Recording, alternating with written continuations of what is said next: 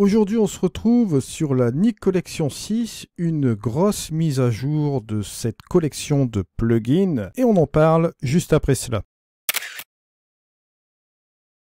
Bonjour à toutes et à tous, j'espère que vous allez bien aujourd'hui.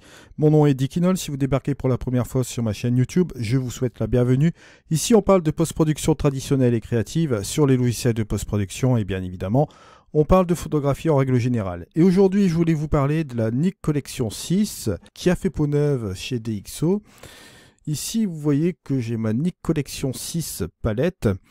Première chose ici, je suis dans Photoshop. Pourquoi je suis dans Photoshop? Parce que comme vous le savez déjà, la succession de plugins Nik Collection est compatible avec Photoshop, d'accord? Vous pouvez l'utiliser avec Lightroom, bien évidemment avec Photolab. Vous avez la possibilité aussi maintenant de l'utiliser avec Affinity Photo. C'est complètement intégré à ce logiciel, donc ça c'est une bonne nouvelle. Ensuite, vous pouvez bien évidemment utiliser ces plugins en application seule sans aucun problème. Ici, ce que je vais faire dans ce logiciel, je ne vais pas traîner, je vais vous montrer un petit truc. Bon, déjà, si vous êtes dans Photoshop, si vous n'avez pas la Nik Collection palette, si elle n'est pas ici pour quelque raison qu'elle soit, vous allez tout simplement dans Fichier et vous avez dans les automatisations et vous retrouvez forcément cette Nik Collection palette. Ensuite, autre possibilité, si vous voulez accéder à vos plugins Nik Collection, vous allez dans la section filtre et vous allez ici bien sûr dans la Nik Collection et vous avez tous les plugins de la Nik Collection qui sont ici. Alors, pour commencer cette démonstration, parce que vous allez voir, elle est assez globale, cette mise à jour, vous allez voir qu'il y a beaucoup de choses qui ont changé. Alors là, on va aller se rendre dans ColorFX, et pour aller dans ColorFX, je vais prendre ici cette porte bleue, et je vais créer un calque. Je vais dupliquer un calque, ici, de la photo originale, et je vais travailler sur ce calque-là, je vais faire ça volontairement, vous allez comprendre pourquoi. Je vais aller directement dans ColorFX, et on va aller voir un petit peu ce qu'il y a de nouveau. Alors, je voulais vous annoncer ici, dans les filtres DxO, vous avez bien évidemment toujours les filtres qui sont uniques à la ColorFX, mais vous avez un nouveau filtre DxO qui est le TSL dans cette collection. Alors, bien évidemment ici, si je veux sélectionner le canal des bleus, vous allez voir ici, ce qui va être très simple, si je veux changer la couleur ici de mes bleus, comme vous le voyez ici, je peux le faire sans aucun problème. Au niveau de l'uniformité, si je veux m'assurer d'avoir une uniformité vraiment à 100%, je peux le faire juste ici. Je peux changer aussi également la luminance, comme vous le voyez là. Si je veux changer cette porte en noir, ben regardez, je vais tout simplement désaturer. Et là, regardez, on a une couleur complètement différente ici du point de départ. Si vous voulez faire la différence entre le avant et le après, vous voyez qu'on a changé la couleur complètement. Alors bien évidemment, je vais revenir sur cette saturation. Regardez, hop, la luminance, je vais la remettre au milieu. Je vais sélectionner pourquoi pas une autre couleur. Bah, regardez, hop, cette couleur-là n'est pas trop mal. On peut un peu désaturer. Vous voyez, on a une variante ici de couleur. Bon, ici, je vais faire tout simplement appliquer. Je vais revenir dans Photoshop. Forcément, que se passe-t-il? Je reviens avec un calque. C'est destructif, d'accord? Avant, après. Je vais détruire ici cet edit, d'accord? Ce calque-là. Je vais repartir dans ColorFX sans ouvrir l'objet dynamique. Je le fais volontairement, vous allez comprendre pourquoi. Alors, ici, on retrouve notre image. Et bien sûr, là, vous allez voir quelque chose qui change dans la collection, la Nik Collection. Ici, si vous allez dans les dernières modifications, juste ici, vous allez noter que vous avez un historique en temps réel. Pas l'historique que vous voyez juste ici, hein, mais un historique des modifications, on va dire. Si je reviens juste là, vous allez noter quelque chose. Je vais cliquer ici, je vais appliquer et noter. On retrouve ici ce que j'ai fait préalablement sur la porte, ce que j'ai fait juste avant. Pourtant, je n'ai pas fait d'objet dynamique, j'ai rien fait. Mais ce qui se passe, c'est que vous avez ici une intégration des dernières modifications. C'est un historique qui peut retenir jusqu'à 15 éditions dans la Nik Collection 6. Ce qui fait que vous pouvez retrouver toutes vos modifications à chaque fois que vous allez cliquer, par exemple, appliquer. Alors, bien évidemment, ici, je suis rentré en calque. Bon, vous voyez qu'il y a la possibilité de revenir avec cette édition-là. Mais moi, ce que je veux, c'est revenir en objet dynamique dans Photoshop. Et techniquement, ce n'est pas possible. Il faudrait faire un objet dynamique d'abord dans Photoshop pour arriver ensuite ici, et ça revient en objet dynamique. Mais là, regardez, vous avez ici la petite fonction convertir en objet dynamique. Ah ben, on va cliquer dessus, tiens. On va cliquer sur OK. et on va faire tout simplement appliquer. Regardez, ici, c'est revenu dans Photoshop et comme par magie, ça s'est mis en objet dynamique, bien sûr. Donc vous voyez, vous avez toujours la possibilité de revenir en objet dynamique à partir d'un des plugins de la Nik Collection. Ça, c'est une bonne nouveauté, comme vous le voyez ici. Alors, bien évidemment, hein, je vais vous montrer encore quelque chose d'autre qui va être super intéressant. Si on veut revenir dans la Color FX, on va cliquer ici tout simplement. On revient bien évidemment là. On a bien sûr une deuxième photo de l'édition que vous voyez ici, d'accord, en pré-réglage. Si je reste ici, vous voyez comment dirais-je, la date et l'heure. Puisqu'on a appliqué une seconde fois l'édition et forcément on a cliqué une deuxième fois sur appliquer. Bref, ici, vous allez voir la chose qui va aussi changer. Lorsque vous allez forcément dans vos pré-réglages, si vous avez plusieurs pré-réglages ici, vous avez une petite fenêtre qui est juste ici, une barre de recherche qui a été ajoutée justement. Vous pouvez bien évidemment essayer de retrouver des différents presets grâce à cette barre de recherche. Si par exemple je tape PO, vous voyez, il va me retrouver les portraits, bien évidemment, et ça va plus vite pour faire la recherche au niveau, comment dirais-je, des pré-réglages. Si vous avez des pré-réglages personnalisés, là, ça peut vous permettre aussi de les retrouver facilement grâce à cette barre de recherche. Il vous suffira tout simplement d'aller dans les personnalisés, si vous avez fait des pré-réglages, de faire une recherche ici. Et si vous avez une tonne de presets, là, vous les retrouvez sans aucun problème, bien sûr. Alors ça, c'est encore une des fonctionnalités ici. Et là, on va se rendre bien évidemment sur une autre photo. Je vais vous montrer encore d'autres petites choses qui vont être super intéressantes. Bon, là, je vais aller sur appliquer. Donc, on se retrouve sur cette chose-là. On va aller ici tout simplement dans la première photo qui est juste ici. Et là, on va se rendre bien évidemment dans Vivezza. Je vais vous montrer ce qui a changé au niveau des points de contrôle. Et vous allez voir qu'il y a eu un ajout qui a été mis avec les réglages locaux. Vous allez voir tout de suite. On va aller tout simplement ici faire un CTRL J. Bon là je peux partir directement d'un calque, on pourra faire l'objet dynamique après, c'est pas un problème. Hein. Donc on fait cette Nik Collection, Vivezza, voilà. On se retrouve donc ici. On va aller tout simplement, vous voyez ici dans ces réglages sélectifs, hein, les points de contrôle, on va regarder ce qui a changé. Vous voyez ici les points de contrôle. Regardez ici à côté. Vous avez les fameuses lignes de contrôle. Les lignes de contrôle ont été ajoutées dans la Nik Collection 6, d'accord. Et vous allez voir que ça va être vraiment très très pratique dans cette succession de plugins. On viendra un petit peu après, je vais faire un petit résumé sur ce qui a été changé au niveau des interfaces, au niveau des plugins de la Nik Collection 6. Et ce qui va changer aussi dans peu de temps, j'ai des informations à vous donner, donc restez bien sur ce tutoriel. Au niveau des points de sélection, hein, au niveau des réglages sélectifs, vous allez voir ce qui a changé, et ça, c'est pas des moindres.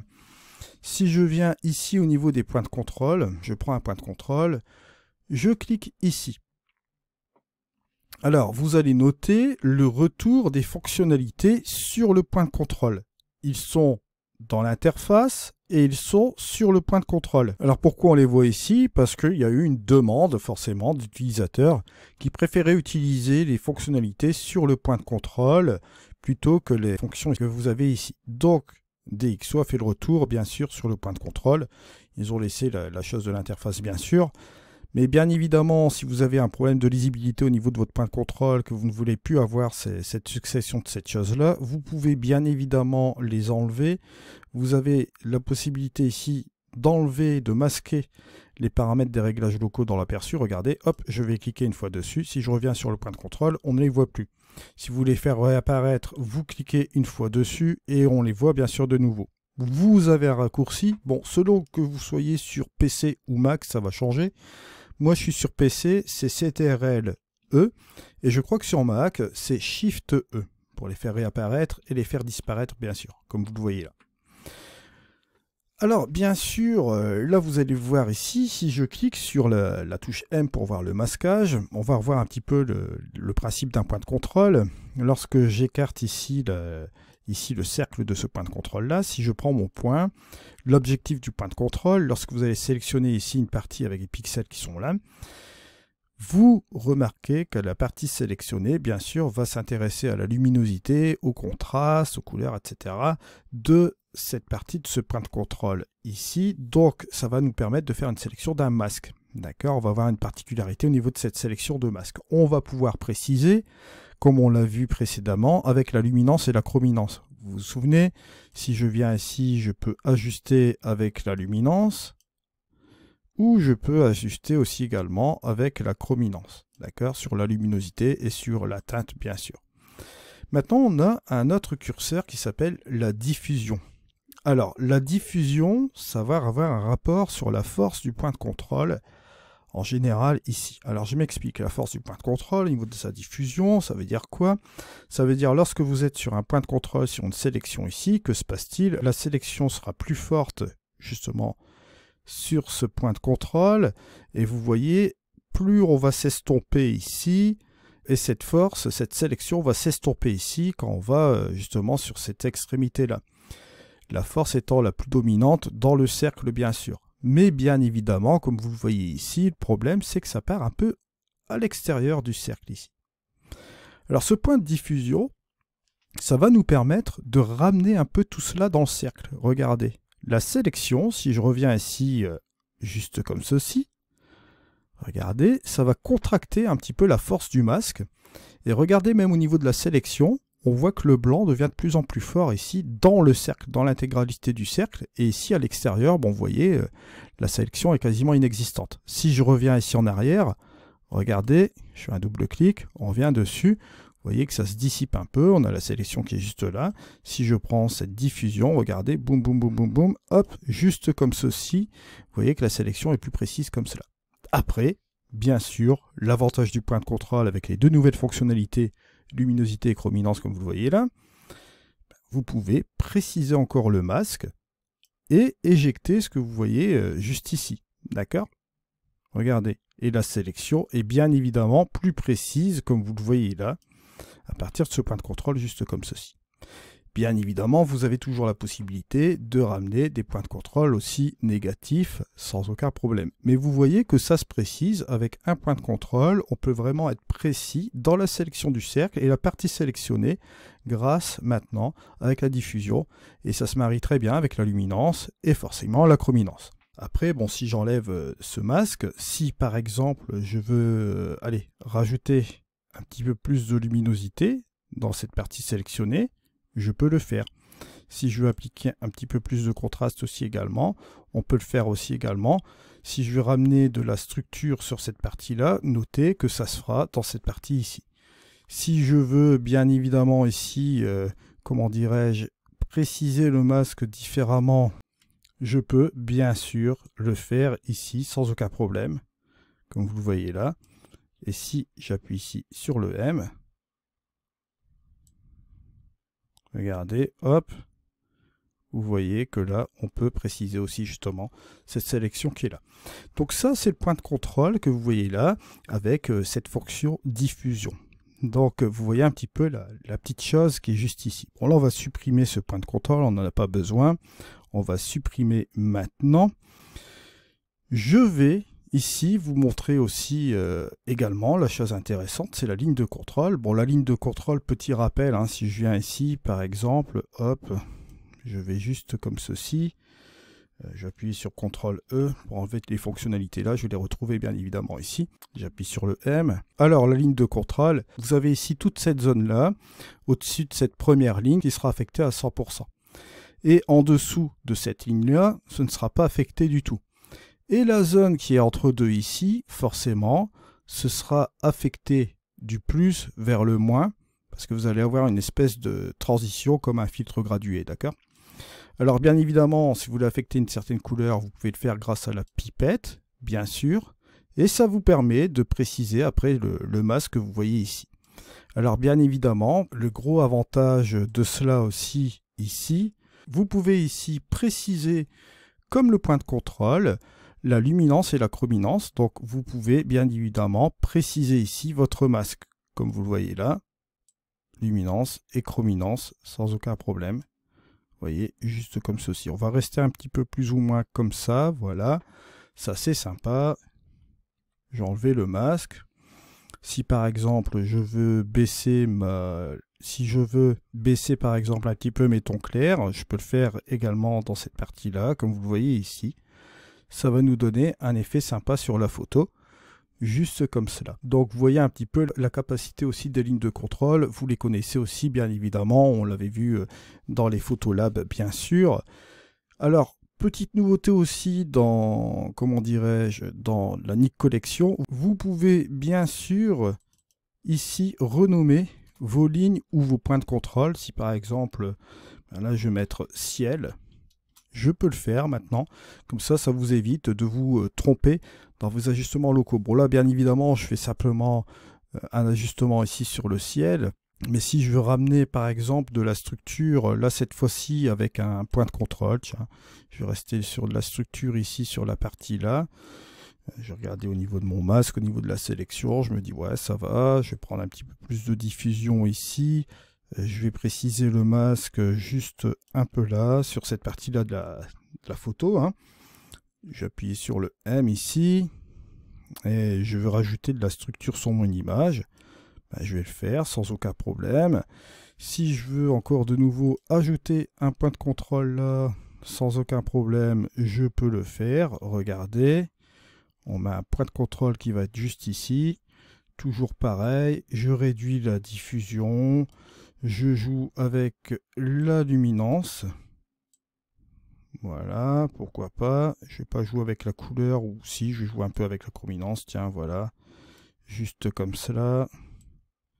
Je vais ramener un petit peu plus de force à l'intérieur de cette chose-là. Je vais baisser un petit peu mon cercle. Je vais le mettre, pourquoi pas, ici. Voilà. On va donner cela, par exemple, comme ceci, d'accord? Là, si je le veux, ici, je peux nommer roche 1. Voilà, sans aucun problème. Et ici, on peut faire de même. Roche 2, juste comme cela. Donc vous voyez un petit peu le bénéfice de ces choses-là. Alors bien évidemment, après, bon, on peut revenir aussi en objet dynamique, on peut le convertir un peu comme ceci, hein, sans aucun problème. On peut aussi, allez, avant de revenir dans Photoshop, on peut enregistrer le pré-réglage. Vous pouvez enregistrer le pré-réglage avec les points de contrôle tels qu'ils sont comme ceci, d'accord? Donc là, les points de contrôle et lignes de contrôle. Donc là, on peut faire tout simplement preset avec les ajustements locaux. Là, on a la coche qui a été mise. On fait enregistrer tout simplement. Et si vous faites un preset sans ajustements locaux, vous pouvez bien évidemment décocher cette chose-là. Si je veux par exemple inverser ici mon masque, je peux le faire aussi également. Regardez, on a une nouvelle fonctionnalité ici qui est juste là. Si j'appuie par exemple sur le M, je vais inverser mon masque. Hop, voilà, ça l'inverse automatiquement. Regardez. On peut l'inverser sans problème. Et cela marche bien sûr sur les points de contrôle.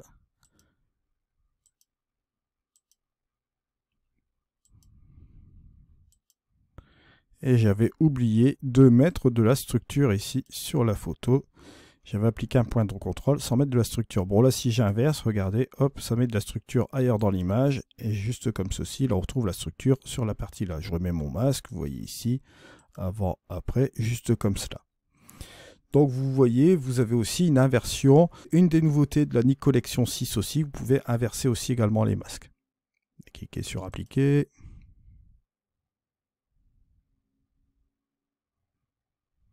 Ici, regardez, on a donc le avant et le après. Vous voyez les modifications de la structure avec le ciel, bien évidemment. Autre chose que je tenais à vous faire voir aujourd'hui, vous avez un changement dans la Nik Perspective avec l'apparition de l'outil Reshape. Bon là, ici, on va faire une petite démonstration assez rapide.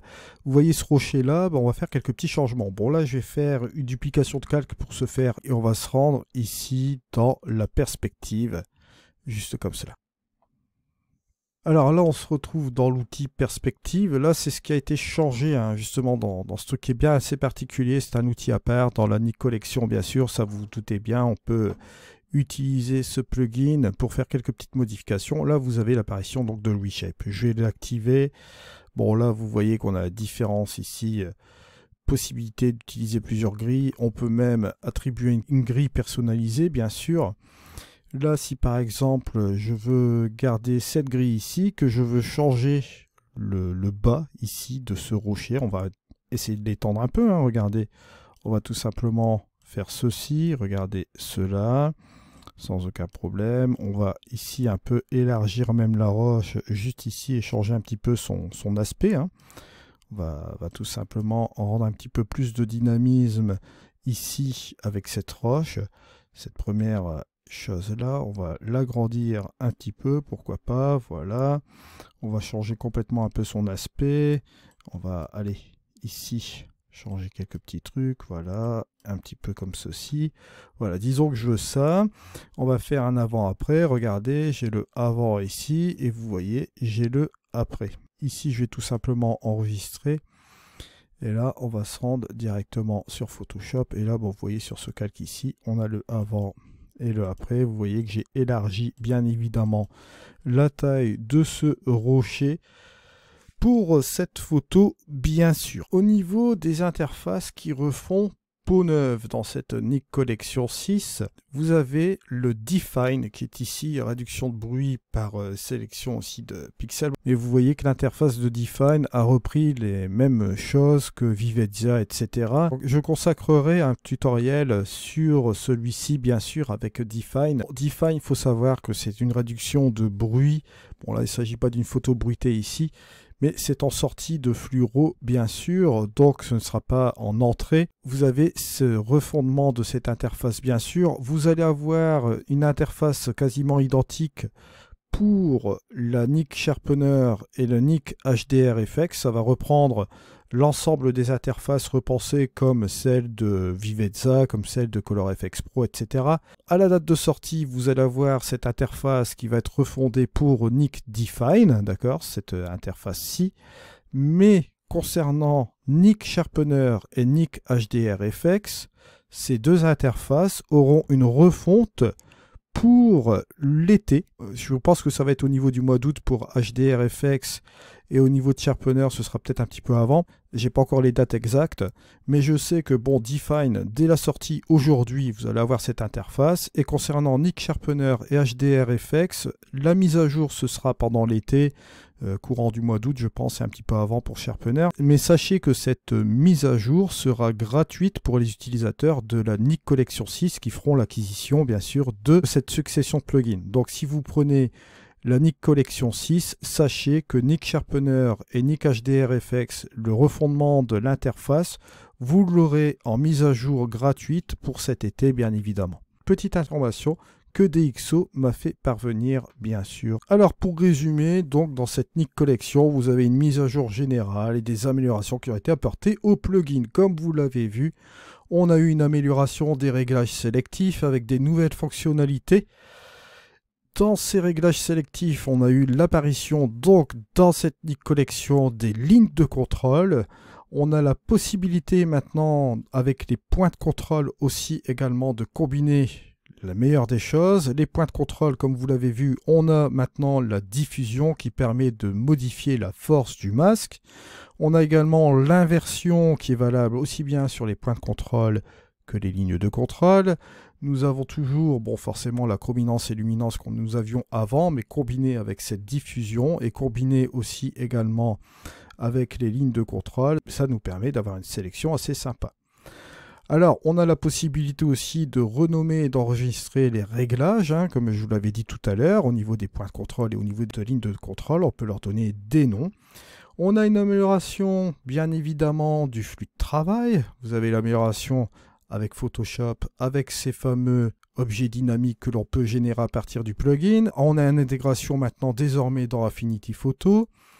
Les pré-réglages, maintenant, vous avez vu qu'on a ici la possibilité de consulter les 15 dernières modifications. Donc ça nous permet de les récupérer, bien sûr. C'est une espèce de petit historique intelligent qui nous permet de récupérer ces modifications. L'apparition d'un nouveau filtre TSL, teinte saturation luminance, de la Nik Color FX. Encore une chose, dans la Nik Perspective, l'outil Reshape, bien sûr. Et bien évidemment aussi, ils ont repensé au niveau de l'interface Define. Et bien sûr, vous retrouverez dans une prochaine mise à jour qui sera en été, bien sûr, le refondement de l'interface de Sharpener et de HDRFX.